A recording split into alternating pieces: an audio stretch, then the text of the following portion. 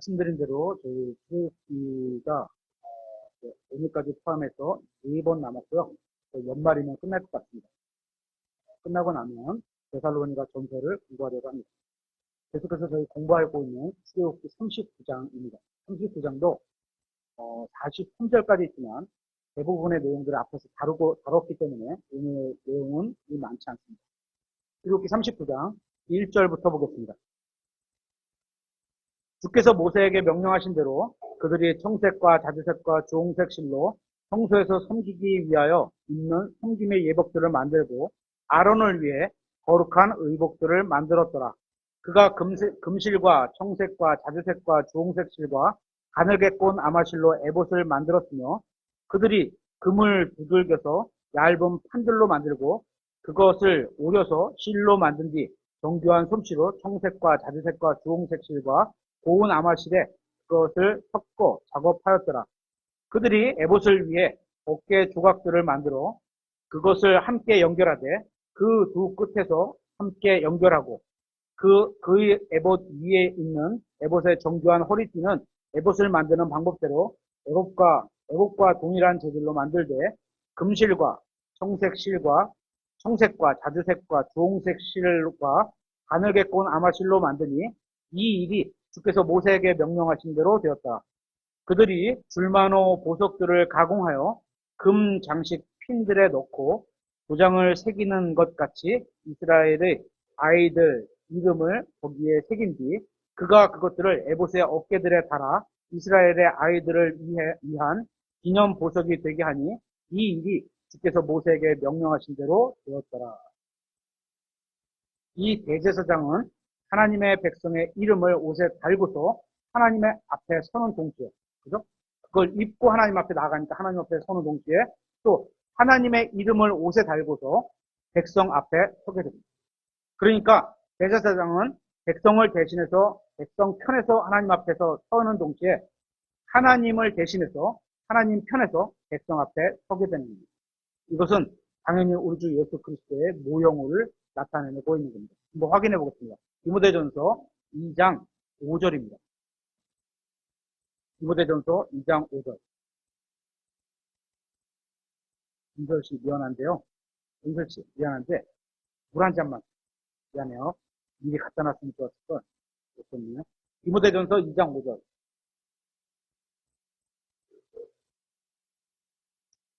이는 한 하나님이 계시고 저희가 믿는 하나님은 한 하나님입니다.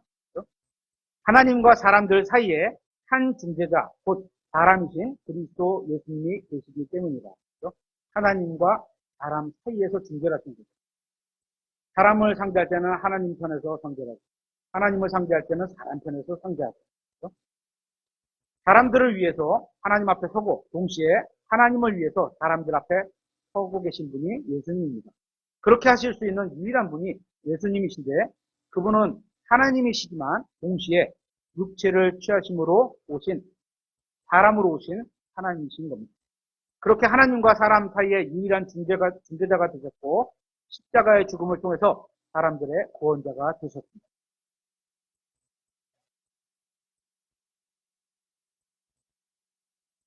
지금 출애굽기 39장에 나오는 이 대제사장과 대제사장의 의복은 예수 그리스도를 상징하고 있습니다. 계속해서 8절부터 보겠습니다. 출애굽기 39장 8절.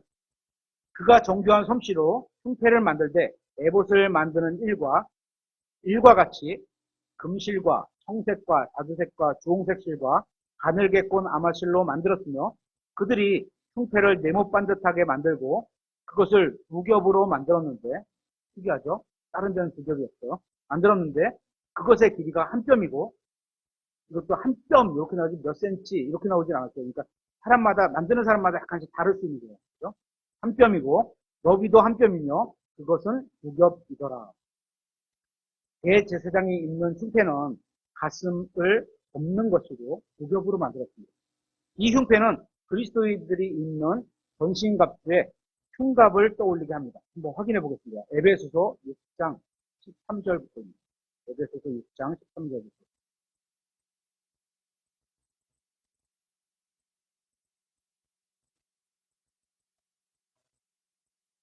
흉패, 가슴을 가르는 거죠. 흉각, 가슴을 가르는 거죠. 흉패는 가슴에 차는 거죠. 그러면 옷에 이렇게 걸치는 거니까. 그러니까 가슴을 덮게 되는 거고 흉각도 가슴을 가리는 거죠. 에베소서 6장 13절. 그러므로 너희가 악한 날에 버텨내고 모든 일을 행한 뒤에 설 수 있도록 하나님의 전신갑주를 취하라. 설 수 있도록이에요. 그죠? 서려면 입어야 된다는 거예요. 싸우기 전에 일어나야지 싸우죠. 14절. 그러므로 서서 진리로 너희 허리를 동여매고 하나님의 말씀인 진리, 예수 그리스도의 진리, 또 허리를 동여매고 의의 흉갑을 입으며, 여기 아까 그 흉패를 두 갑으로 하라는데 여기는 의의 흉갑을, 의라는 의, 올바름, 하나님의 의이신 예수 그리스도, 의라는 흉갑을 입고 15절. 화평의 복음을 예비한 것으로 너희 발에 신을 신고 모든 것 위에 믿음의 방패를 취해 그것으로 너희가 능히 그 사악한 자의 모든 불화살을 끄며 구원의 투구와 정령의 검, 곧 하나님의 말씀을 취하라. 이렇게 말씀하고 있습니다. 우리는 그리스도인으로서 영적 전쟁을 치를 때 하나님의 전신갑주를 취해야 합니다. 진리의 허리띠, 의의 흉갑, 복음의 신발, 믿음의 방패, 구원의 투구, 정령님의 검인 말씀을 취해야 합니다. 그런데 이 말씀을 출애굽기 39장에 의하면 흉패는 두 겹으로 해야 하는 겁니다. 이것을 에베소서 6장과 비교해서 한번 살펴보면 의의 흉갑을 두 배로 해야 되는 겁니다. 의의 흉갑을 두 배로. 이 말씀에서처럼 우리가 주님을 섬길 때 다른 무엇보다도 더 의롭게 행함을 가르쳐주고 있습니다. 결국 의의 기준을 두껍게 해야 한다는 겁니다. 두툼하게. 하나님께서는 우리가 예수 그리스도와 그분의 십자가 위에서 이런 일을 믿을 때 우리에게 하나님의 의를 값없이 주셨습니다. 그죠? 그래서 우리가 의롭게 칭함을 받은 자가 된 거죠. 이것이 기본적으로 우리가 구원받으면서 얻은 의입니다. 의로움. 또한 우리가 주님의 말씀대로 행하면 그것이 주님 앞에서 우리의 의가 됩니다. 믿음으로 의롭게 되어 이런 거잖아요. 그렇죠? 구원에 관한 말씀을 믿어서 의롭게 됐는데 믿음으로 살아가면 또 의가 있는 거예요. 그래서 의가 두 겹이 되겠죠. 그렇죠? 그거를 생각나게 하는 겁니다. 우리는 나 자신을 조금 의로운 사람처럼 보이려는 그런 의미는 필요가 없습니다. 내가 다른 사람 앞에서 나 올바른 사람이야, 의로운 사람이야 이럴 필요는 없습니다. 그렇다고 의롭게 살지 말라는 게 아닙니다. 다른 누군가에게 나 스스로가 의롭게 보이려고 해봐야 하나님의 의에 도달할 수 없다는 겁니다. 하나님께서 우리에게 주신 의는 우리가 예수님을 믿을 때 주신 그 첫 번째 의가 있고 또 우리가 주님의 말씀대로 행하게 될 때 얻는 의, 같은 의인데 두 겹이 된다는 거예요. 그렇죠? 이 두 가지 의가 필요한 겁니다. 이런 의미에서 우리의 의의 흉갑을 두 배로 해야 된다고 이해할 수 있습니다. 계속해서 출애굽기 39장 10절입니다. 그들이 보석줄 4개를 흉패에 두었는데 첫째 줄은 홍보석과 황옥과 송유석이더라. 그들이 첫째 줄은 이렇게 만들었고 둘째 줄은 에메랄드와 사파이어와 다이아몬드로 셋째 줄은 호박과 만호와 다수정으로 넷째 줄은 녹주석과 줄마노와 벽옥으로 만들었으며 그들이 그것들의 틀에 놓고 금 장식 핀들을 물렸더라. 그 보석들은 이스라엘의 아이들 이름 곧 그들의 이름에 따라 12개이며 도장을 새기는 것 같이 만들어져서 그것들이 각각 12지파에 따라 각각의 이름을 지녔더라. 그들이 흉패 위에 순금으로 꼰 것으로 두 끝에 사슬들을 만들고 금장식 핀 2개와 금고리 2개를 만들어 흉패의 두 끝에 그 두 고리를 달았으며 흉패의 두 끝에 있는 두 개의 고리에 금으로 꼰 2개의 사슬을 달고 그 2개의 꼰 사슬의 두 끝을 2개의 장식핀에 고정하였으며 그것들을 에봇의 앞에 있는 에봇의 어깨 조각들에 달았더라. 이 12개의 보석은 이스라엘 12지파를 상징합니다. 12개의 보석이 하나의 흉패에 물려있는 것은 이스라엘의 12지파를 결국 하나의 민족으로 보고 계신다는 것을 알 수 있습니다. 12지파는 서로 다르지만 주님께서는 모든 각 지파를 소중하게 여기고 계신 것을 볼 수 있습니다. 그래서 이들을 상징하는 보석이 대제사장의 의복에 붙어 있는 겁니다. 이것을 신약 그리스도인들에게서 적용해 보면 우리는 서로 다를 수 있습니다. 다릅니다. 그렇죠? 보석들이 12개가 있는 것처럼 다를 수 있습니다. 우리는 서로 다르게 생겼고, 다르게 살고, 다르게 말하고, 다르게 행동하지만 주님께서는 우리 모두를 소중히 여기고 계심을 볼 수 있습니다. 또한 우리는 우리 대제사장이신 예수 그리스도의 마음에 있다는 것을 볼 수 있습니다. 그래서 그분께서는 지금도 하나님 아버지의 오른편에 앉아서 우리를 위해 중보하고 계십니다. 우리가 예수님의 마음 속에 있기 때문에 예수님은 우리를 항상 간직하고 생각하시며 우리를 위해 중보하고 계십니다. 근데 우리는 어떻죠? 항상 우리 마음속에 예수님을 간직하고 사나요? 그래야 된다는 거죠.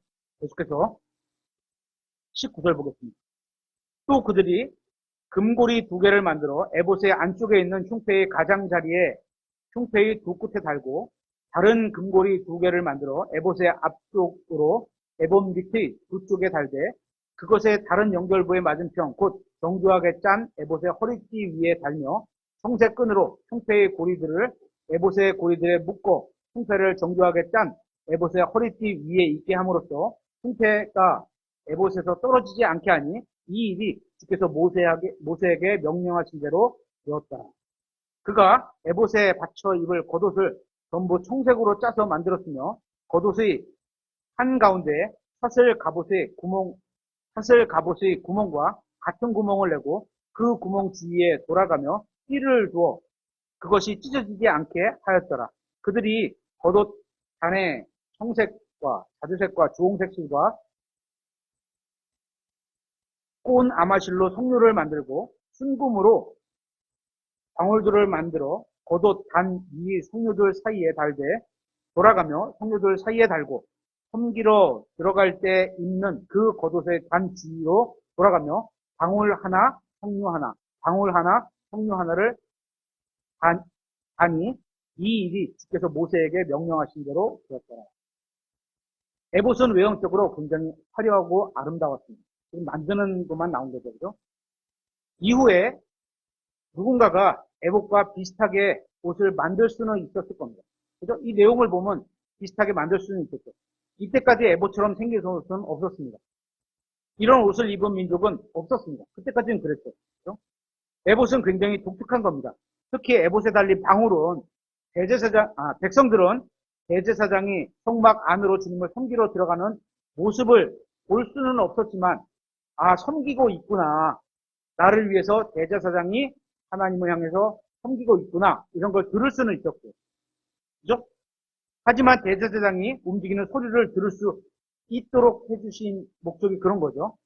이 방울의 역할은 백성이 방울 소리를 듣고 대제사장이 주님 앞에서 자신들을 위해 일하고 있다는 사실을 알 수 있게 해주는 겁니다.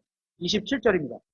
그들이 아론과 그들의 아들들을 위해 고운 아마로 짜서 속옷을 만들고 고운 아마로 관을, 고운 아마로 좋은 모자를, 가늘게 꼰 아마실로 아마 바지를, 가늘게 꼰 아마실로 청색과 자주색과 주홍색 실로 허리띠를 만들되 바느질을 해서 만드니 이 일이 주께서 모세에게 명령하신 대로 되었더라.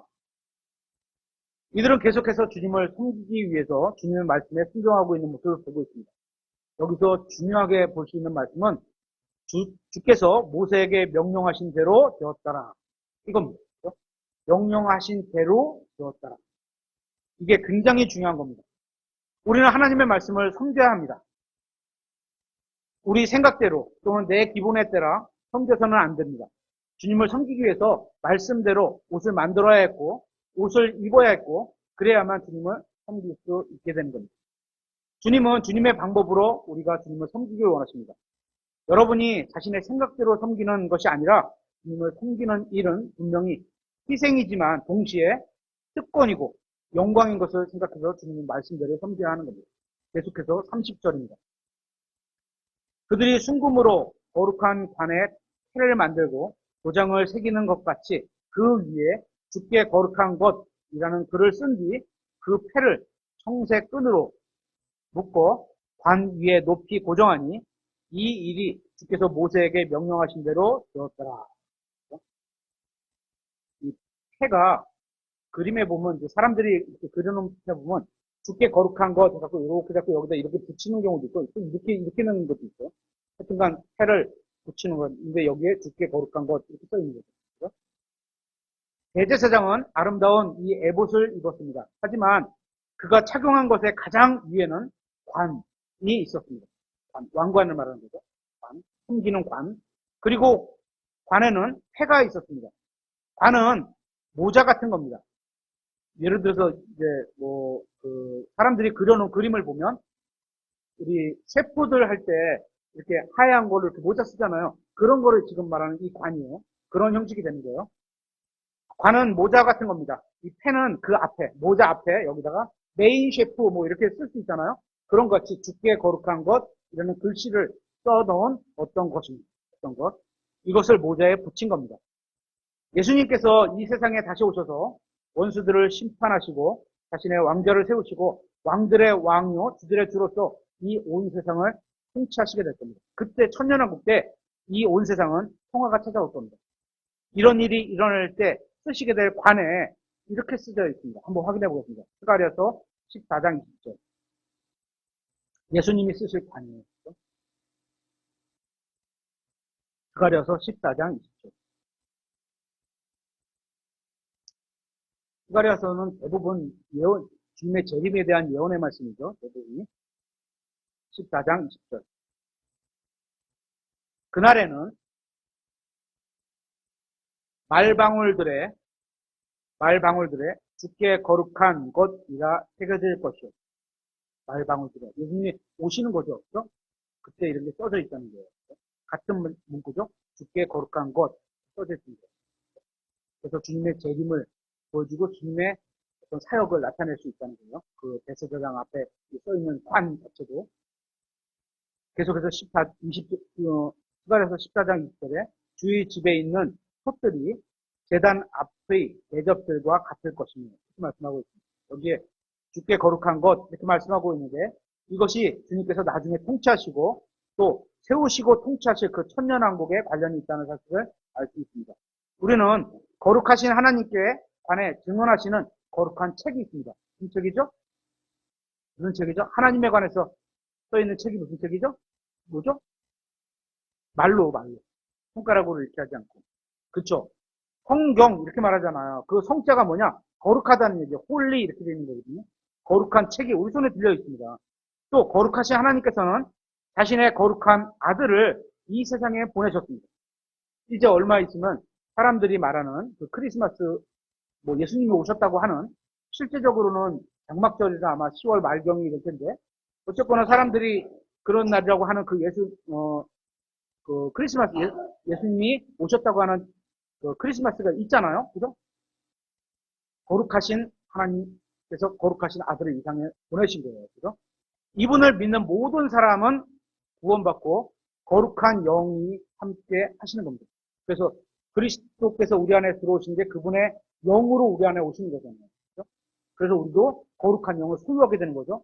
이 내용은 거룩한 성경 기록에 기록되어 있습니다. 거룩한 것 뭐냐 이런 걸 짐작할 수 있는 거죠. 이러한 점에서 대제사장의 의복과 그가 쓰는 관은 앞으로 임할 천년 왕국을 보여주는 모형이라고 할 수 있는 겁니다. 지금은 이 세상이 거룩하지 않지만 주께서 다시 오셔서 이 세상을 통치하시면 이 세상에 거룩함이 임하게 될 겁니다. 천년 왕국은 의가 통치하는 의로운 왕국입니다. 계속해서 출애굽기 39장 32절입니다. 이같이 회중의 장막, 곧 성막의 모든 작업이 끝났으며 잘 만들어졌습니다. 그렇죠? 이스라엘 자손은 주께서 모세에게 명령하신 모든 것에 따라 행하되 그대로 행하였더라. 믿음이죠. 그렇죠? 하나님의 말씀을 믿고 그대로 행한 거예요. 그죠? 믿음이죠. 이 말씀은 출애굽기에 나온 이스라엘 백성이 주님의 말씀에 보인 순종의 최고의 장면을 보여주고 있는 겁니다. 그들의 과거를 살펴보면 이렇습니다. 이집트를 탈출한 후에 주님께 불순종했고 광야에서 또 금송아지를 섬겼고 수록께서 계속 이걸 앞에 봤죠. 또 우상을 숭배하는 등 수많은 실망스러운 모습을 주님께 보여줬지만 이제는 감사하게도 어떻게 하고 있어요? 주님께서 모세에게 명령하신 모든 것에 따라 행했습니다. 순종이에요. 그렇죠? 이건 정말 놀라운 장면입니다. 하나님께서 자신의 백성들에게 원하시는 게 바로 이겁니다. 우리에게도 똑같죠. 우리에게 말씀하신 걸 그대로 행했더라. 믿고 그대로 행했더라. 이걸 원하시는 거예요. 그렇죠? 하나님께서는 항상 우리의 전적인 순종을 원하십니다. 대충 뭐 이렇게 하는 게 아니고, 만약에 이제 아버지가 은국이한테 이거 해, 저녁 먹고 뭐 숙제 해놓고 아빠 엄마 일 좀 도와주고 저녁에 아빠 오는 거 반겨주고 그리고 자 이렇게 말했는데 다른 거 다 안 하고 앞에 공부도 안 하고 숙제도 안 하고 엄마도 안 도와주고 아빠 갔다 오셨어 이러면 돼요? 안 되죠. 그건 끄트머리 하나만 순종인데 이건 앞에 거 안 한 거잖아. 다 하는 거랑 똑같은 거예요. 그렇죠? 그렇게 되는 거예요. 그래서 하나님의 말씀은 전적인 걸 다 순종해야 됩니다. 그분은 그것을 받기 합당하신 분이에요. 우리의 순종을 받기 합당하신 분이죠. 계속해서 출애굽기 39장 33절부터 보겠습니다. 그들이 성막을 모세에게 가져오되 곧 장막과 그것의 모든 뒷분과 걸쇠들과 널판지들과 가로막대기들과 기둥들과 밑받침들과 붉게 물들인 순양 가죽 덮개와 오소리 가죽 덮개와 가리는 휘장과 증언기와 그것의 막대들과 궁율의 자리와 창과 그것의 모든 기구와 보여주는 빵과 순결한 등잔대와 그것의 등잔들 곧 가지런히 놓인 등잔들과 등잔대의 모든 기구와 등잔 기능과 금 제단과 기름 부음에 쓸 기름과 향기로운 향과 성막문의 현수막과 놋 제단과 그것의 놋 그물 격자와 막대들과 모든 기구와 물두멍과 그것의 받침과 뜰의 현수막들과 그것의 기둥들과 밑받침들과 뜰의 문의 현수막과 그것의 줄들과 말뚝들과 회중의 장막을 위해 성막에서 섬기는 일에 쓸 모든 기구와 성소에서 섬기기 위하여 입는 섬김의 예복들, 곧 제사장 직무로 섬길 때 제사장 아론이 입는 거룩한 의복들과 그의 아들들이 입는 의복들을 가져왔더라. 많네요. 종류가 되게 많네요. 그렇죠? 그렇다면 성막에서 사용하기 위해 제작한 기구들은 누구에게 의미가 있는 거죠? 하나님께 의미가 있는 걸까요? 사람들에게 의미가 있는 거죠. 주님께서 말씀하신 대로 이것을 제작한 사람들은 혼수 가서 내가 만들어서 했어요. 그렇죠? 믿음으로 일했어요. 제작한 사람들은 주님을 섬기는데 이것을 사용되는 것을 보고 있을 겁니다. 자기가 헌신한 거에 대한 결과물을 보는 거예요. 그죠? 자신들의 수고가 헛되지 않았다는 걸 보았을 겁니다. 주님의 말씀에 따라 자신들이 만든 것을 이제 그것을 가지고 주님을 섬기고 있는 것을 보고 있는 겁니다. 다시 한 번 더 말씀드리지만 주님을 섬기는 일에는 주님의 말씀대로 해야 합니다. 거기에는 우리의 헌신이 사용되는 겁니다. 그렇죠? 여러분에게 교회 생활이 즐거워지는 비결이 뭔지 아세요? 뭐가 즐거울까요? 여러분이 주님의 사역에 참여하는 겁니다. 자신이 참여한 일에 관심이 생기고 그것을 통해서 사람들이 주님께로 돌아오고 주님 앞에 바르게 세워지는 것을 보면 그죠? 주님을 섬기는 일이 얼마나 가치 있는 일인지 알게 되고 즐거운 마음으로 참석을 하게 됩니다. 오늘 마음이 즐거울 겁니다. 고린도전서 15장 58절 한번 찾아보겠습니다. 고린도전서 15장 58절.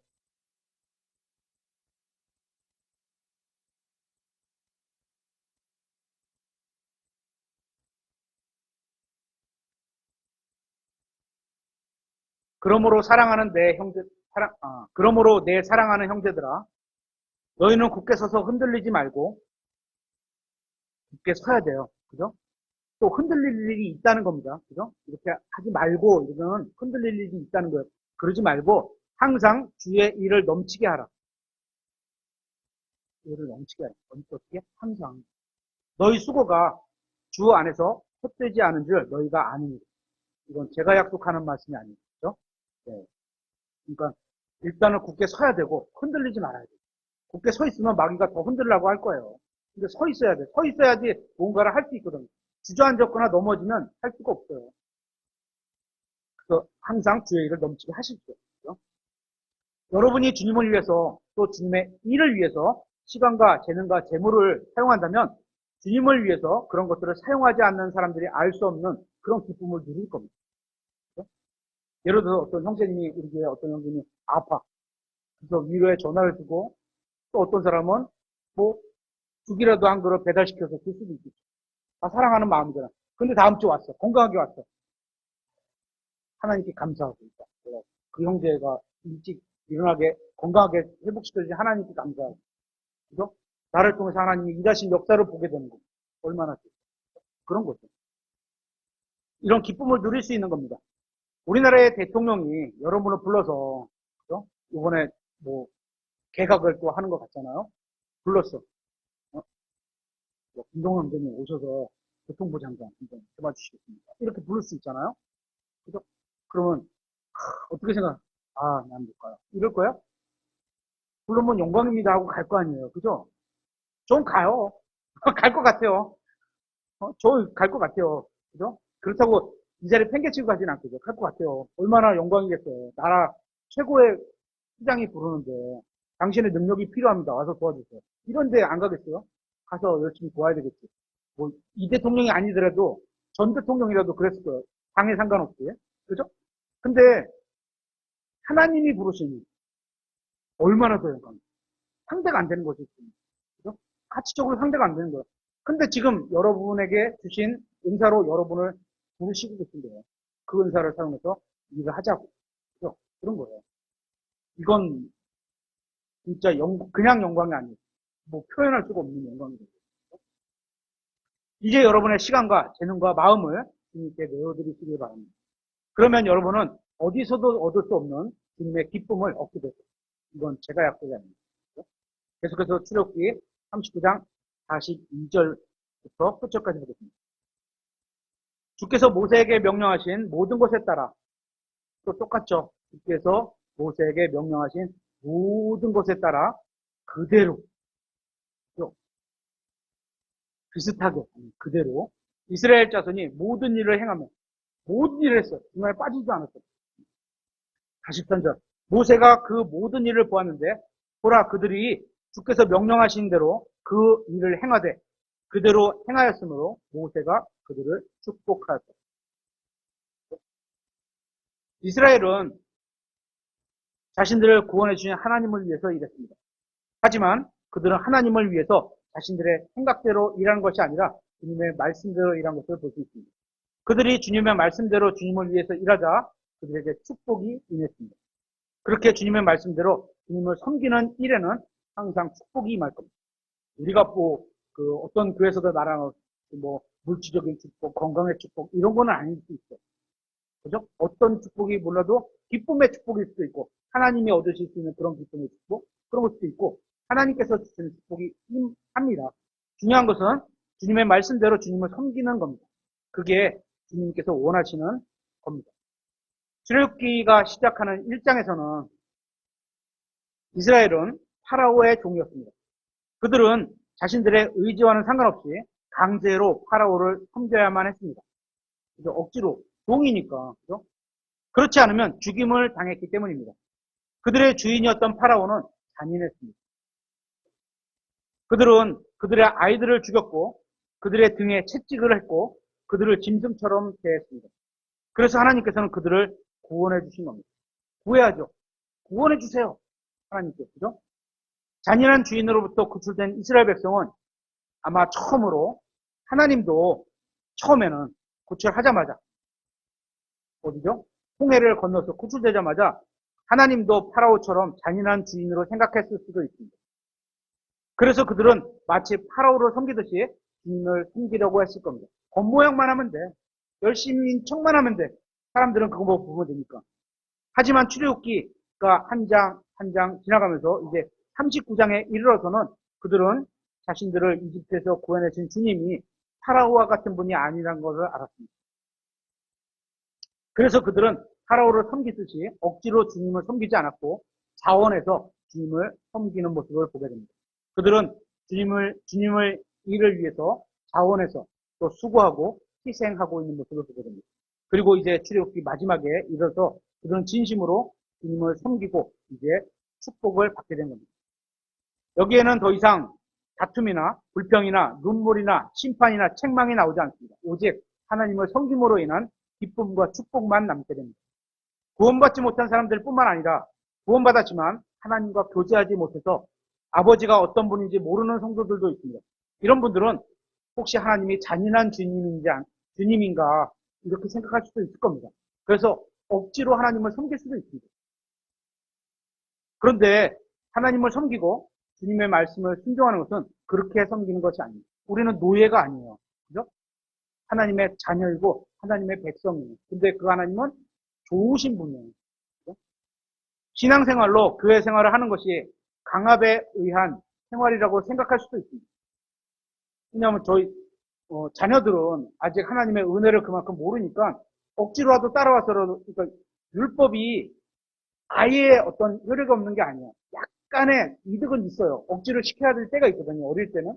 근데 이걸 갖고 계속 성장해서까지 끌고 갈 수 있는 게 아니거든요. 억지로 시키는 게 아니라는 거죠. 그런데 우리가 믿는 성경을 통해서 자신을 계시하신 하나님은 사라와 같은 분이 아닙니다. 은혜로 구원해 주시고, 은혜로 살아가게 하시면서 영적으로 성장해서 아버지를 알게 되는 만큼, 어떻게요? 선하신 아버지. 그렇게 못되게 굴었던 저 같은 사람을 자녀 삼아 주셨죠. 구원해 주셨죠. 영원한 생명 주셨죠. 하늘도 약속해 주셨죠. 그죠? 이런 것들 다 자원함으로 주님을 섬기기를 원하시는 분입니다. 출애굽기를 통해서 이스라엘 백성이 마음을 다하고 자원해서 주님을 섬겼을 때 진정한 행복이 무엇인지 알게 됐던 것처럼 저와 여러분도 마음을 다하고 자원해서 주님을 섬길 때 진정한 평안과 기쁨과 감사와 만족과 행복이 임하게 될 것이라고 저는 장담합니다. 네, 여기까지 하고 보도록 하겠습니다.